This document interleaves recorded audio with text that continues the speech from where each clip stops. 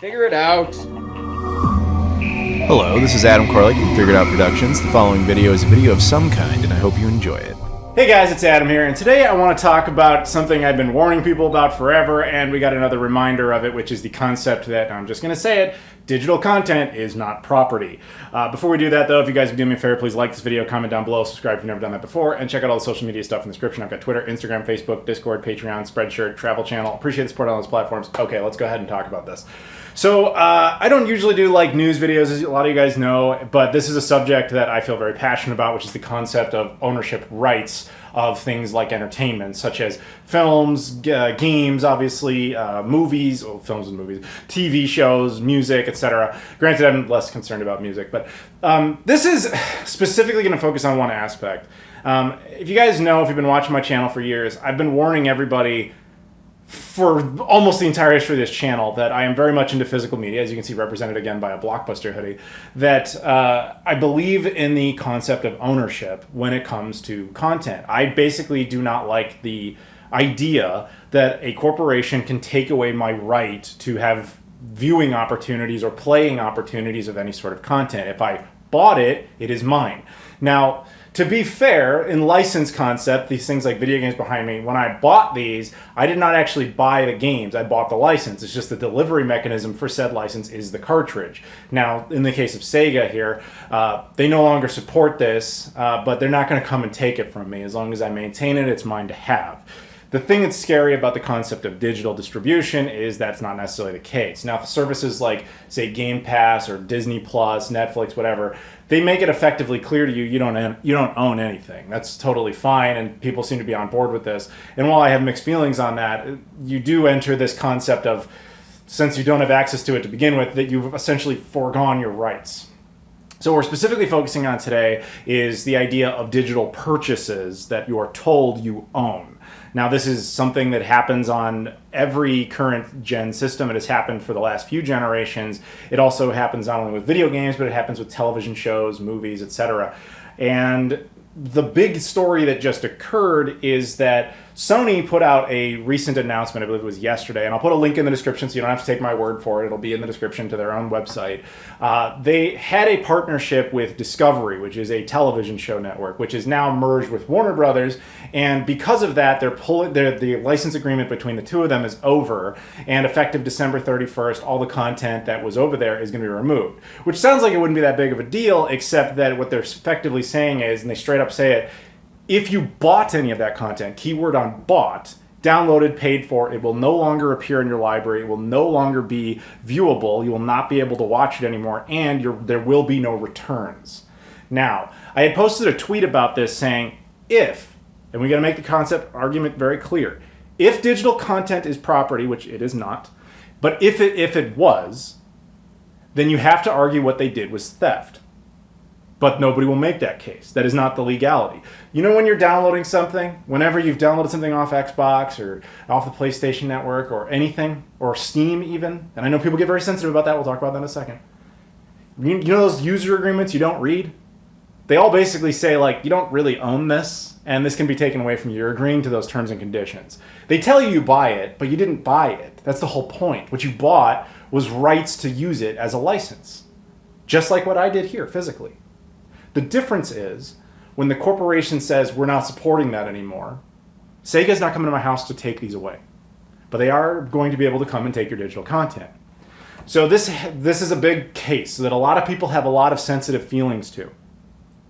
And I know, like we were talking about Steam. Now Steam, to their credit, is very clear, like, hey, it's, you know, it's okay. And to be fair, they've never done this to anybody. I'm not saying Steam's a bad guy. They're just an example because they're so big and people bring them up all the time.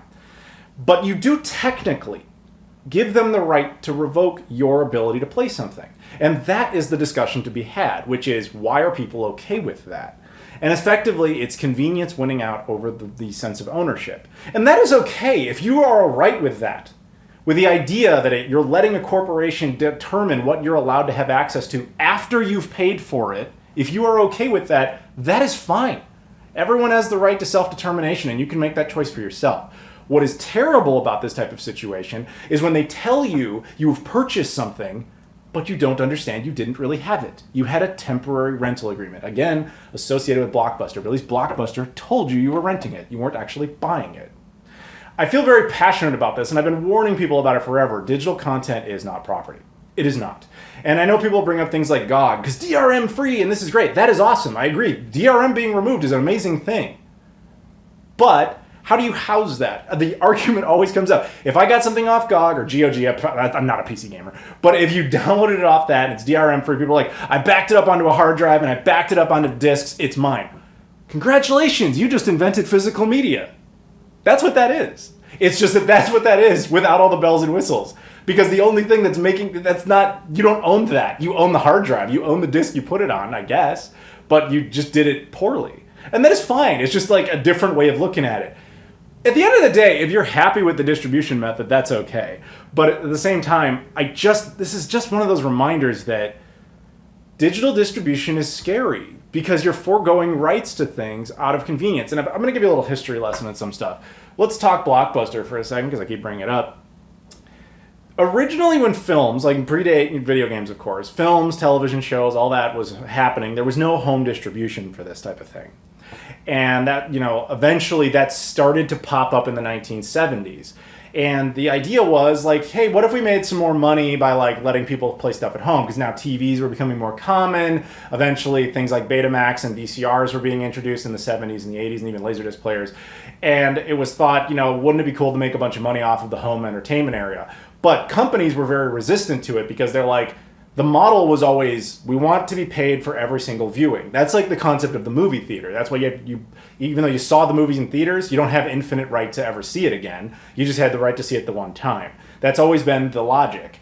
But with home distribution, they realized that was impossible because if somebody bought it, they could watch it as many times as they want. So effectively what they decided to do was really overcharge you on the license, thinking, okay, theoretically, if we charged $100 for a VHS tape, which back in the day, it really was like $80 to $100, you can look that up for yourself. And people couldn't afford that. That's where Blockbuster came into being, because they were like, we'll buy everything and then we'll rent it to you. And then eventually people decided, we can make money off it ourselves. And that's how the whole concept of licensing works with physical media. And over time, it's been cheapened down to where Blu-rays and DVDs can be like $5-10 and they're still content with it. Now, basically what I'm telling you is at the core, home distribution of entertainment, be it video games, movies, television shows, and music, has always been about companies being like, we want to be able to charge for individual plays, but we just didn't have the ability to do it. You either completely control the ecosystem like they did at the beginning in movie theaters and so on and so forth. In the case of music, perhaps concerts. Video games, they never really had great control over it. But the idea has always been to get control over it. So for the last few decades, they couldn't, so they had to overcharge on it. And now they're being able to control it again, because when you start pushing out all the physical media alternatives and you're left with only digital distribution where your overlords have effectively said, this is how you're going to play it, this is how you're going to have access to it, you've also foregone those rights. And I cannot stress this enough. I cannot warn people about this enough.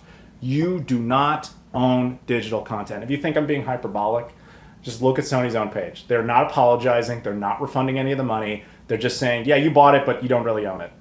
And there's no precedent for that, legally speaking. There is no right, or there's no rules that say they have to return it. A few years ago, and I don't remember exactly the details, both Apple and Amazon actually had to go to court over stuff like this. And both of them made the exact same claim, which is and I believe the quote was, no reasonable person could be expected to believe a digital download was property.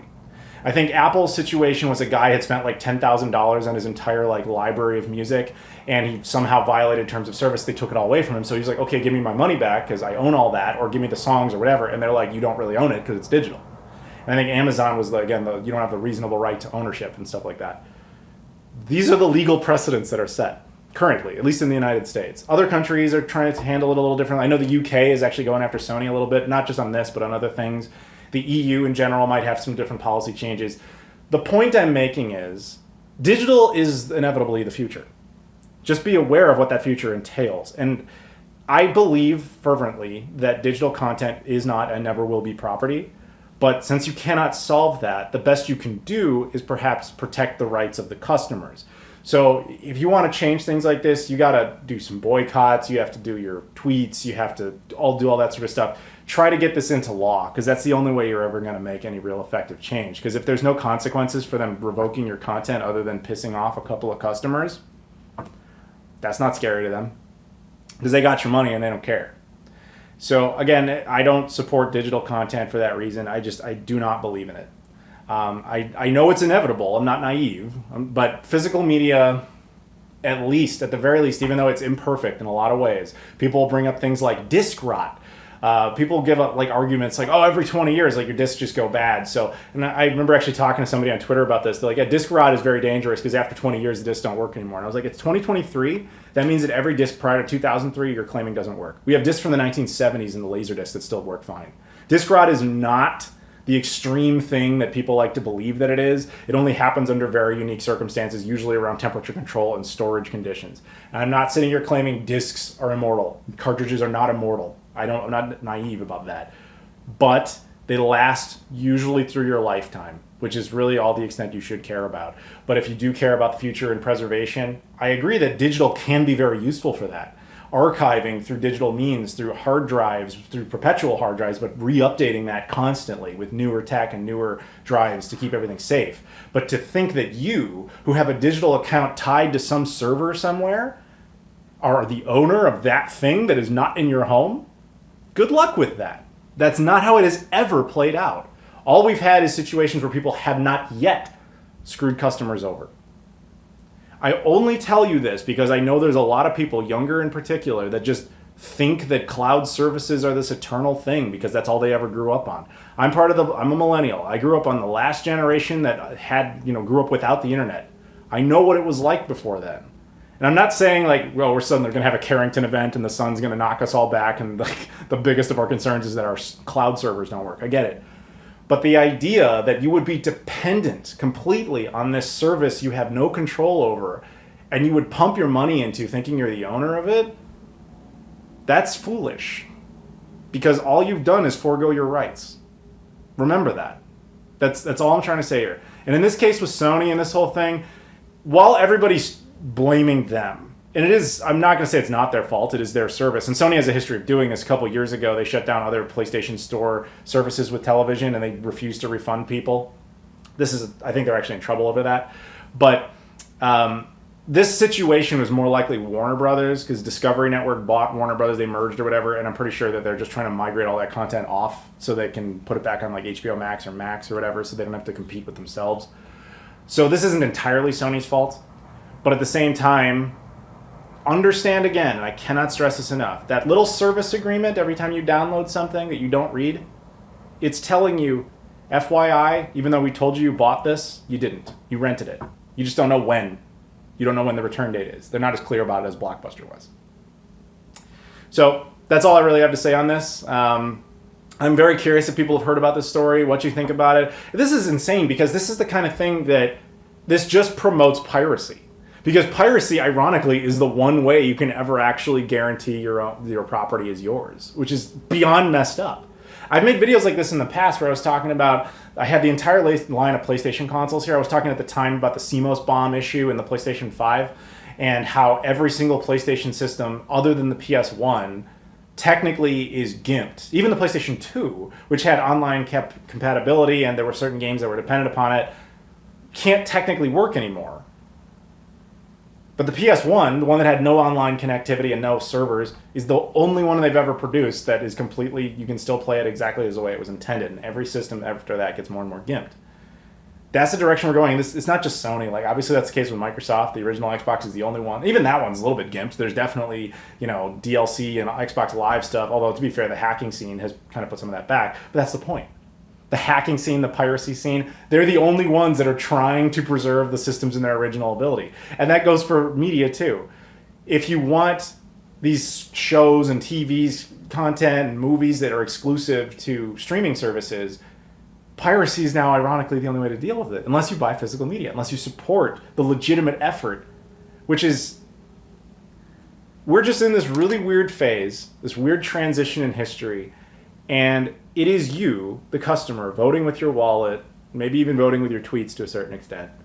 You are the one who is going to determine how this plays out for you, your kids, your grandkids, etc., if they get to retain the right of ownership. And that is not talked about enough. It is not talked about enough, the right of ownership of the customer. If you tell me I bought something, it is mine in perpetuity. It is not mine until you say it's not. Because again, if you're going to argue that digital content is property, then what Sony and Discovery did is theft. And I will do you one better. If something is property, you have the right to sell it. Have you ever downloaded a game off Xbox or PlayStation Network or any of that and then had the right to sell it? No, you didn't. You know why? You don't own it. Because they want the monopolistic effect. If Microsoft or Sony allows you to download it completely within their ecosystem, they have monopolistic control of the distribution. They got your money, they sold you nothing, and they can take it away from you if they want to. And you can't do anything about it. You can't sell it, you can't get the refund, you just screwed. I don't want to live in that. That's why I do physical. Now, grant you, modern day physical has become very imperfect. And this is another one of these in the cracks things. It's possible down the line, future generations will think about like, man, wasn't it weird when they tried to screw everybody out of physical and then it kind of came back? That's on us potentially to push for that. Or isn't it too bad how we saw the cycle of concept of ownership just completely collapse and never recovered?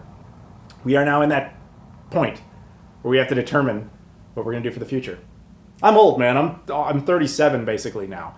So it's on to you it's on to Gen Z to determine how this plays out. But us millennials will do our best. Like I said, we're the last ones that grew up with the internet, so we kind of get it. Anyway, I know this is a little preachy, but this concept just so bothers me, the concept of digital distribution being considered property. Because if you tell people it's a rental, that's fine. That's a choice. I get that. I really get that. Don't tell people they bought something and then take it away from them and say, oh, you never owned it to begin with. That's not ownership. Anyway, I'd love to know what you guys think about this whole situation. Had you heard about this before? Again, please click on the link in the description to Sony's own page. Read it for yourself. You know that I'm not full of it. And tell me what you think. I really want to hear people's thoughts on this and what people think we can and should do, assuming you even care, about the future. And I guarantee you, I know it already, there's going to be detractors who are like, oh, I don't care, digital's so convenient, it doesn't matter. That's fine. You're entitled to do whatever you want. That is fine. And I know especially the Steam crowd and GOG crowd GOG crowd are going to get very mad about what I said before, but like I said, sensitive subject. I know everybody takes it personally because no one wants to be told that they don't actually own something they bought. I know that. None of us want to hear that. It's very frustrating to feel like you got duped. I'm not trying to dupe you here. I've been trying to protect a bunch of people by warning you, you don't own this stuff. So just, if you care about that concept, you're probably open-minded and you probably would like to talk about it. So let's hear about it. Anyway, thank you guys very much for watching. If you guys could do me a favor, links in the description to, please like, comment, subscribe, all that. Check out all the social media stuff, the Twitter, Instagram, Facebook, Discord, Patreon. Really appreciate the support over there. My travel channel, as well as Spreadshirt if you want to buy any merch or any of that. Which, by the way, you can actually buy. You get to buy it, they ship it to you, you own it. No, it's not like if I take down the Spreadshirt, I come to your house and I take those hats back. Wouldn't that be weird? That's digital distribution in a nutshell. Anyway, thank you so much for watching, and I'll see you all later.